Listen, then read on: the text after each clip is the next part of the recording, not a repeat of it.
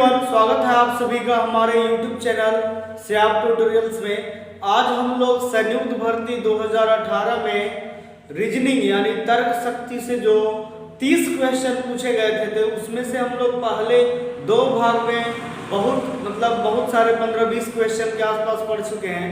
बाकी बचे हुए क्वेश्चन को आज पढ़ेंगे, जो रीजनिंग का संयुक्त भर्ती 2018 का अंतिम भाग होगा।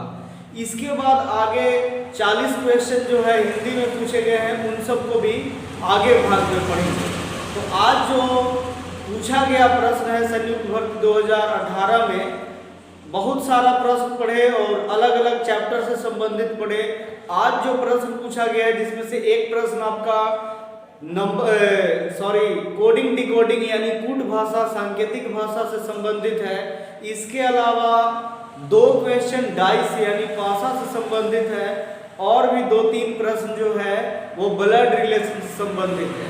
तो आप मेरे चैनल तक लास्ट तक बने रहें, वीडियो को पूरा देखें, जिससे आपको जितने भी प्रश्न पूछे गए हैं उन सभी का डिटेल्स आपको बनाना कैसे है, इन सब समझ में आपको अच्छी तरह से आ जाएगा। तो आप वीडियो को पूरा तक देखें, लास्ट तक देखें, और चैनल सब्सक्राइब नहीं किए हो तो आप एक बार हमारे चैनल को सब्सक्राइब जरूर कर दें। और हाँ, एक बार सब्सक्राइब कर चुके हैं तो दोबारा सब्सक्राइब करने की ज़रूरत नहीं है। बस आप लगातार वीडियो को लाइक करते रहें और कमेंट्स करते रहें। तो आज जो प्रश्न पूछा गया है उसमें पहला जो प्रश्न है वो कोडिंग डिकोडिंग यानी कूट भाषा सांकेतिक भाषा से संबंधित है। इसको पहले हल करेंगे। दिया हुआ है, किसी कूट भाषा में 324 का मतलब है प्रकाश चमकदार है, 629 का मतलब है लड़की सुंदर है, और 4758 का मतलब है मुझे चमकदार कपड़े चाहिए। तो उसी भाषा में प्रकाश के लिए कौन सा अंक होगा? ऑप्शन 3, 4, 7, 9 है। किसी कूट भाषा में 324 324 का मतलब है प्रकाश चमकदार है, प्रकाश चमकदार है। फिर लिखा हुआ है 629 का मतलब है लड़की सुंदर है, लड़की सुंदर है। जैसे दिया हुआ है वैसे लिख लेते हैं क्वेश्चन को। ऐसे नहीं लिखेंगे तो सेट करके अरेंज करके बनाने में बहुत मुश्किल हो जाएगा। फिर दिया हुआ है 4758, इसका मतलब है मुझे चमकदार कपड़े चाहिए, कपड़े चाहिए। अब देखिए इसको कैसे बनाते हैं। अब क्वेश्चन में हमें चाहिए प्रकाश का कोड। तो यहाँ देखेंगे प्रकाश यहाँ है, और प्रकाश के लिए या तो 3 हो या 2 हो या 4 हो। बहुत सारे लोग गलती क्या करते हैं कि शुरू में 3 लिखा हुआ है तो वो लोग समझ जाते हैं कि प्रकाश का कोड 3 है, 2 का कोड चमकदार है, 4 का कोड है। पर ऐसा नहीं होता है। कंडीशन के अनुसार हो सकता है कभी कभी हो जाए, पर हमेशा अपने आपको वैसे नहीं बनाना है, सिस्टमैटिक बनाना है। तो प्रकाश यहाँ है लेकिन प्रकाश और किसी भी लाइनिंग में नहीं है। तो और बहुत सारे इधर भी वर्ड देख रहे हैं, जैसे 2 कॉमन है, तो 2 अलग अलग कॉमन ढूंढ लेंगे तो तीसरा आप आसानी से, और जो बच जाएगा वही होगा। तो यहाँ भी 2, यहाँ भी 2, और ये दोनों में पहला दूसरा में क्या शामिल है? तो है शामिल है, यानी 2 का कोड क्या हो गया? है, जो लिखा हुआ है। फिर यहाँ देखेंगे, अब 2 के बाद 4 या 3 बचा, तो यहाँ 4, फिर यहाँ भी 4 है। तो अब ये है तो ऑलरेडी हो चुका, तो प्रकाश और चमकदार बचा है। तो यहाँ इस लाइनिंग में गए तो चमकदार मिला, यानी दोनों में कॉमन चमकदार है। तो और यहाँ पे क्या क्या मिला? 4 मिला, तो 4 का कोड हो गया चमकदार। अब ध्यान देंगे 4 और 2 का कोड यूज हो चुका, बचा क्या है? 3, तो 3 का कोड यहाँ प्रकाश हुआ। मतलब आपको कॉमन ढूंढना है, फिर जो बच जाएगा वही हो जाएगा आंसर, यानी प्रकाश का कोड 3, ऑप्शन नंबर ए। अगला प्रश्न डाइस का है, यानी पासा का। उसमें 2 प्रश्न पूछा गया था। दिया हुआ है 4 पासे दिए हुए हैं। पहला पासे में 4 5 6, दूसरे में 1 2 4, तीसरे में 6 3 5, चौथे में 1 4 5 और दिया है 2 1 4 6 ऑप्शन। इसमें पूछा है कि 3 का विपरीत कौन सा होगा, मतलब कौन सा अंक होगा, कौन सा अंक 3 का विपरीत होगा, कौन सा अंक। अब देखिए इसमें मेन ध्यान देना है, 4 डाइस है, 4 पासा में से कोई भी 2 डाइस को लेते हैं, पर किसी भी 2 डाइस को नहीं लेंगे, वैसा 2 डाइस को लेंगे जो जिस 2 में से आपस में एक एक डाइस, मतलब आपस में एक एक नंबर कॉमन हो, एक एक नंबर जो डाइस में लिखा गया हुआ है या चित्र जो भी बनाया हुआ है।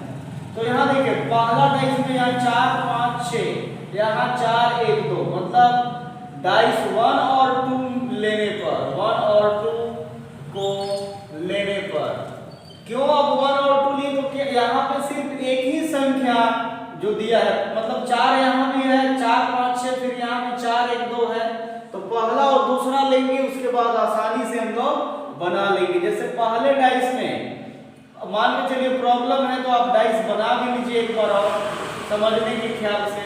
ये 4 हो गया, ये 5 हो गया, फिर ये 6 हो गया, ठीक है। ये पहला डाइस था, और फिर दूसरा भी डाइस बना लेते हैं हम लोग। ये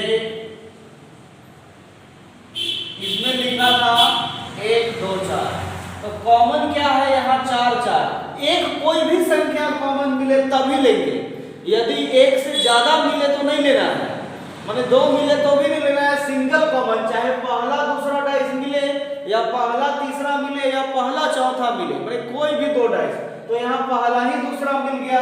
अब मिलने के बाद जो कॉमन मिला उस पर आपको ध्यान देना है, और यहाँ से क्लॉकवाइज यानी घड़ी की दिशा में मुड़ते हैं, तो 4 के बाद ये 5, फिर इधर 6, फिर 4 के बाद इधर 1 आ गया और फिर 2 आया।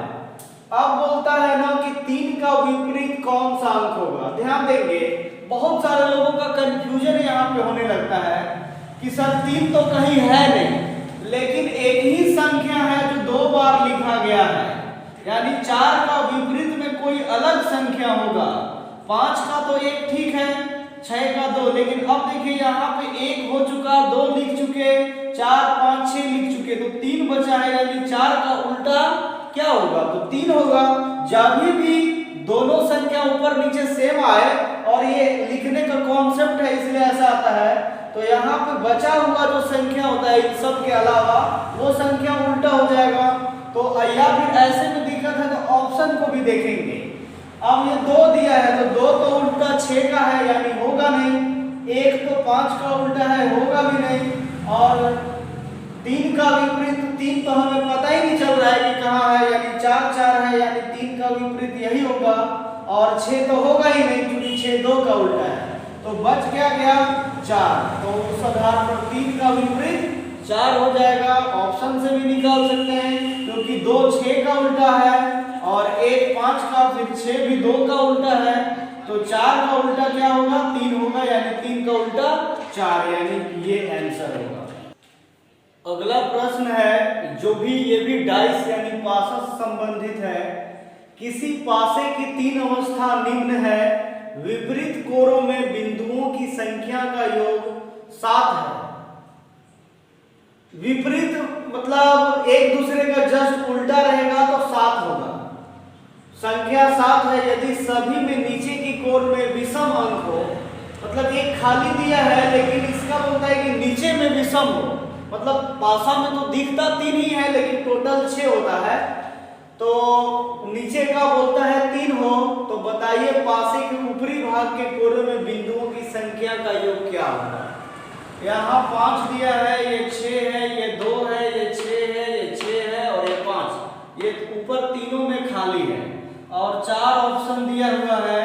पहला ए ऑप्शन 12 था, बी ऑप्शन 6, सी 4 और डी 10 है।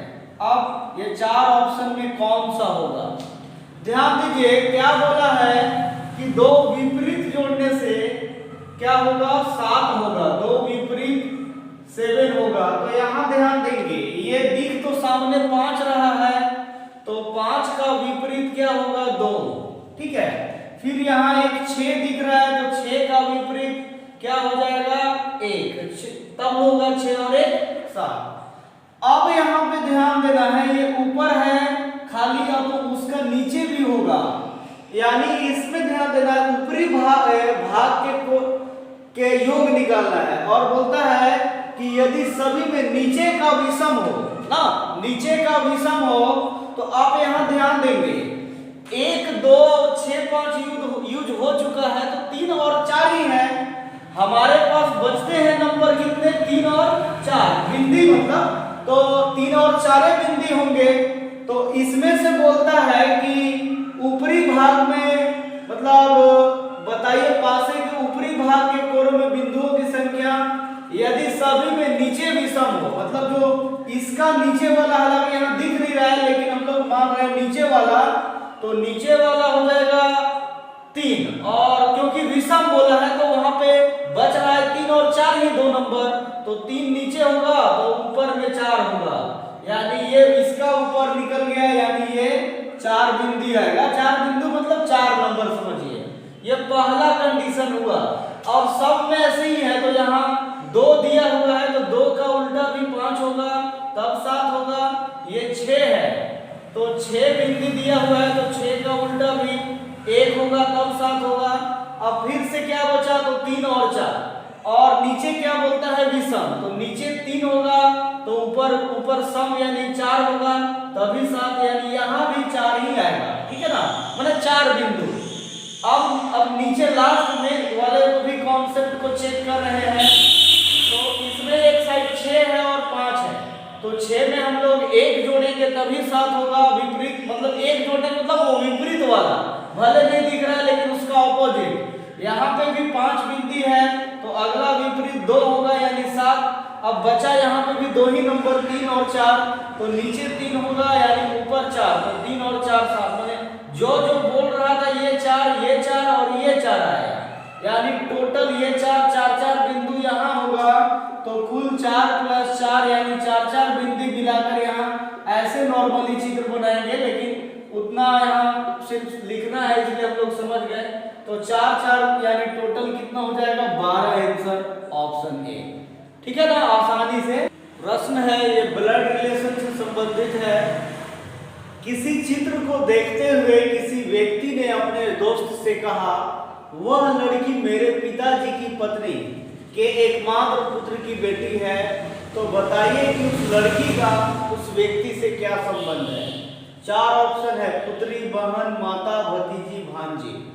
इस प्रकार का प्रश्न आप चाहे तो देखते ही बना लेंगे, बशर्ते वहां अपने आप को यानी एक जगह अपने आप को बैठाना पड़ेगा। किसी चित्र को देखते हुए किसी व्यक्ति ने अपने दोस्त से कहा, वह लड़की मेरे पिताजी मतलब अपने आप को यहाँ मान लीजिए, ठीक है। वह लड़की के बारे में कह रहा है कि मेरे पिताजी मतलब वहां वो व्यक्ति है, उसका पिताजी एक जनरेशन ऊपर प्लस यानी पिताजी की पत्नी। पिताजी की पत्नी का मतलब क्या है, ये पिताजी की पत्नी मतलब माता जी है, पिताजी की पत्नी मतलब ये माता जी हो जाएंगे उस व्यक्ति का। अब पत्नी के एकमात्र पुत्र यानी पत्नी, या ये देखिए ये और ये दोनों पिता और माता हैं, ये पिताजी और ये माता जी। पत्नी का एकमात्र पुत्र यानी वो लड़का खुद अपने बारे में बोल रहा है, पत्नी के एकमात्र पुत्र यही होगा कि बेटी यानी उसी लड़के की बेटी है, माइनस यानी बेटी उसी लड़के की बेटी है, तो उस लड़की का उस व्यक्ति से क्या संबंध है, बेटी यानी पुत्री हो जाएगी। मतलब अपने आप को ही बोल रहा है, यहाँ से अपने आप को बैठा लेंगे। मेरे पिताजी की जो लिखा है लड़की मेरे पिताजी की पत्नी यानी माँ की एकमात्र पुत्र यानी खुद के बारे में कह रहा है ना, एकमात्र पुत्र यानी अपने बारे में। उसके बाद बोलता है कि उसके बाद उसकी मतलब उसकी एकमात्र पुत्र की बेटी है, यानी वो लड़की क्या है, उसकी खुद की लड़की ही होगी वो लड़की, यानी पुत्री होगा। बहुत ही अच्छा क्वेश्चन है, कंडीशन दिया हुआ है यहाँ P प्लस Q का मतलब P Q का पति है। P भाग यानी डिवाइड P डिवाइड Q का मतलब है P Q की बहन है। P इंटू Q यानी P गुने Q का मतलब है P Q का बेटा है। तो कौन सा विकल्प के अनुसार P Q की बेटी है? 4 विकल्प दिया हुआ है, मतलब क्वेश्चन मेन यही है, लेकिन ये कंडीशन ऊपर में दिया हुआ है और ये 4 विकल्प है। R गुने Q भाग P, P भाग S गुने Q, Q भाग R गुने P, S गुने Q प्लस R भाग P। अब यहाँ ध्यान देंगे P Q ध्यान दिया है, इसमें हमको यहाँ पे अपना लॉजिक लेना है, यानी इसका मतलब जो दिया हुआ है लॉजिक वो समझिए। जो दिया हुआ कंडीशन है, पहला कंडीशन को पहले समझिए। P प्लस Q मतलब P जो है वो क्या होगा?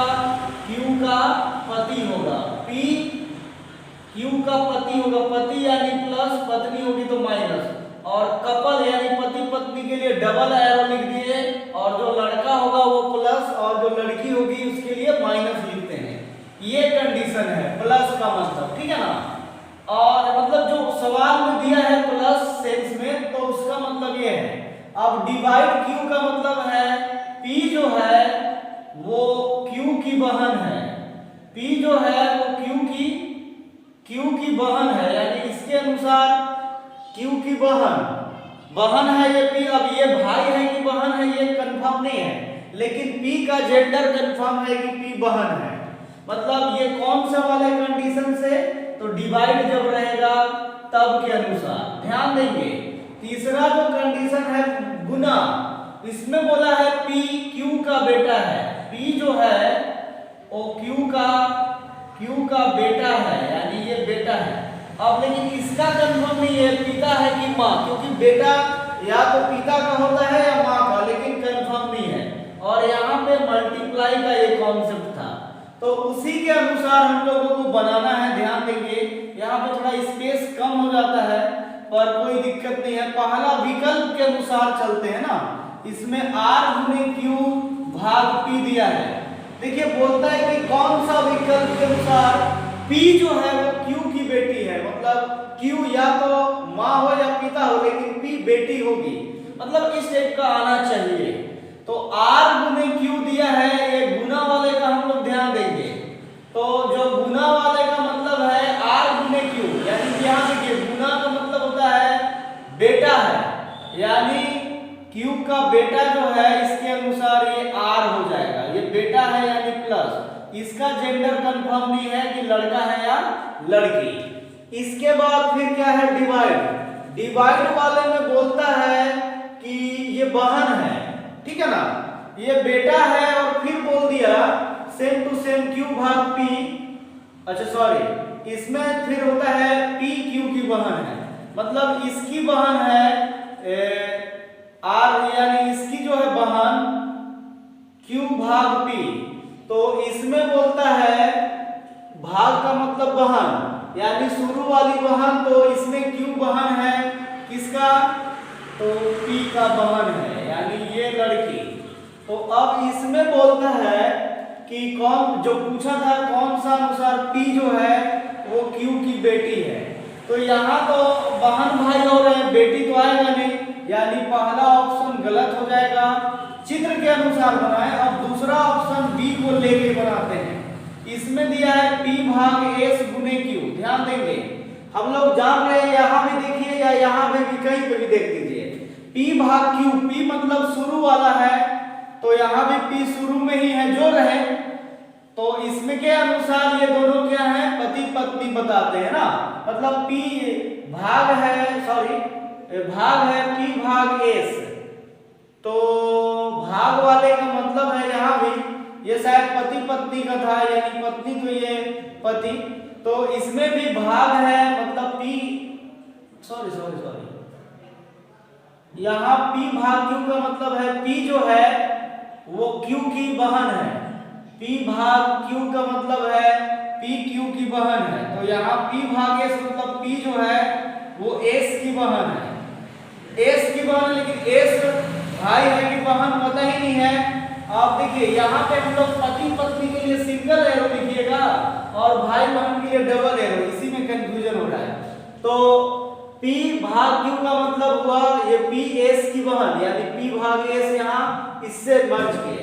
फिर S गुना Q, ये गुना का मतलब यानी जो शुरू वाला है वो बेटा हो जाएगा, यानी S बेटा हो जाएगा, लेकिन किसका होगा तो Q का होगा। कंडीशन Q जो है Q का बेटा होगा S, ठीक है ना।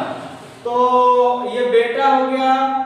तो अब पूछता है कि कौन से विकल्प के अनुसार P जो है वो Q की बेटी है। तो ध्यान दीजिए, P जो है वो Q की बेटी तो नहीं आ रही है इसके अनुसार, या एक मिनट क्वेश्चन को एक बार फिर से देखते हैं।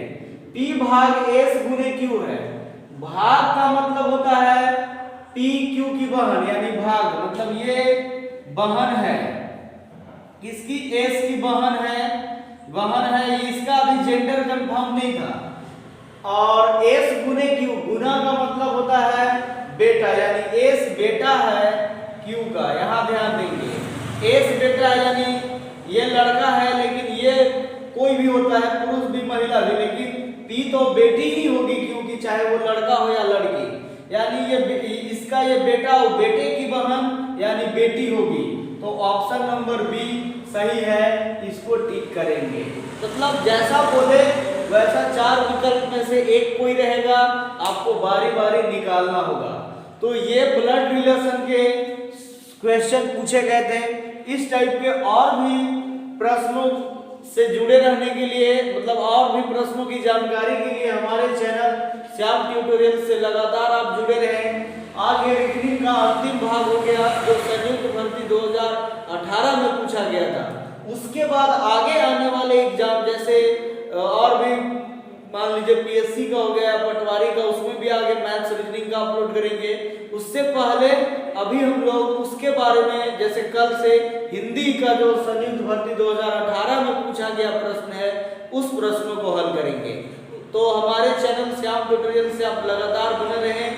वीडियो को लाइक भी करें, शेयर भी करें, सब्सक्राइब भी करें और कमेंट्स करना बिल्कुल भी ना भूलें। धन्यवाद।